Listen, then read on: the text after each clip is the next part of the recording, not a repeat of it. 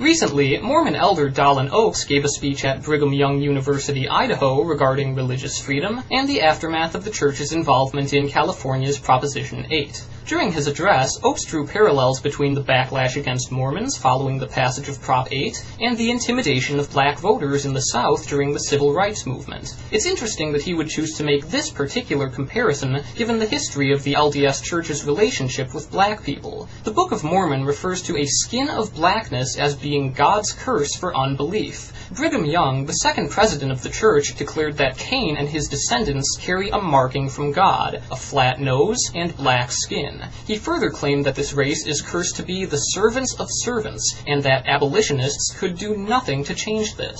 Brigham Young initiated the policy of excluding black members of the church from the priesthood and temple ceremonies, citing God's curse of blackness as justification. John Taylor, the third president of the church, stated that the cursed lineage of Cain persisted because it was necessary that the devil should have a representation upon the earth as well as God. Bruce McConkie, who served as a member of the church's Quorum of the 12 Apostles, claimed that, quote, those who were less valiant in pre-existence and who thereby had certain spiritual restrictions imposed upon them during mortality are known to us as the Negroes, and that the present status of the Negro rests purely and simply on the foundation of pre-existence. The LDS Church kept these racist policies in place until 1978, when they were rescinded after church leaders claimed to have received a new revelation from God. And during the civil rights movement, the church spoke out in strong support of racial segregation and against interracial marriage. Mormon elder Mark E. Peterson said, quote, the Lord segregated the Negro, and who is man to change that segregation? And that intermarriage is a sin and against the command of God. The NAACP tried to meet with the church leadership to encourage them to support civil rights legislation, but they refused, with one apostle saying, we have decided to remain silent. Ezra Taft Benson, who would later become president of the church, claimed that Martin Luther King was associated with communists and the so-called civil rights movement was a communist conspiracy. The LDS Church has an extensive history of treating black people as inherently inferior and working against the recognition of their civil rights. And yet Dallin Oaks has the audacity to compare the church to the very same group of people that they oppressed. It's even more outrageous that he would make such a comparison when Mormons are once again being criticized for opposing civil rights and eliminating the right to marry for same-sex couples.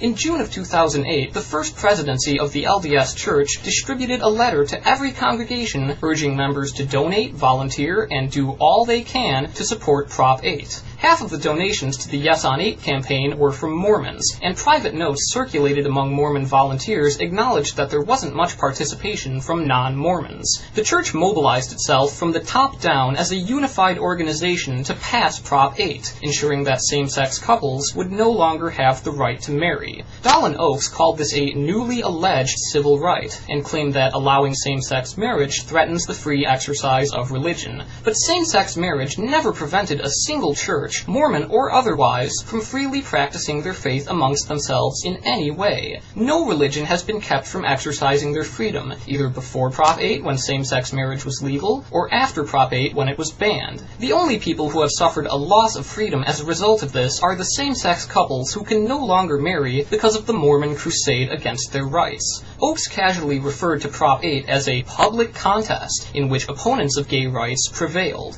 But this goes much further than gay rights. Same-sex marriage was legalized because the state constitution recognizes a fundamental right to marry, and the Equal Protection Clause requires that this right be extended to same-sex couples. The passage of Prop 8 overturned this, so that a certain class of citizens no longer has equal protection under the law or access to a fundamental right, simply because a majority decided against it. When rights that are supposed to be fundamental are instead subject to popular vote, this does threaten freedom, including that of religion. Every civil liberty is at risk when it requires the approval of a majority. If gay rights can be eliminated this way, so can any other right. Oaks referred to the free exercise of religion as a constitutional guarantee, which minority religions are especially dependent upon. If only he could understand that constitutional rights are meant to be guarantees, not uncertainties, and they do serve to protect minorities from having their freedom curtailed by the whims of a majority. But his support of public contests over equal rights is completely incompatible with this.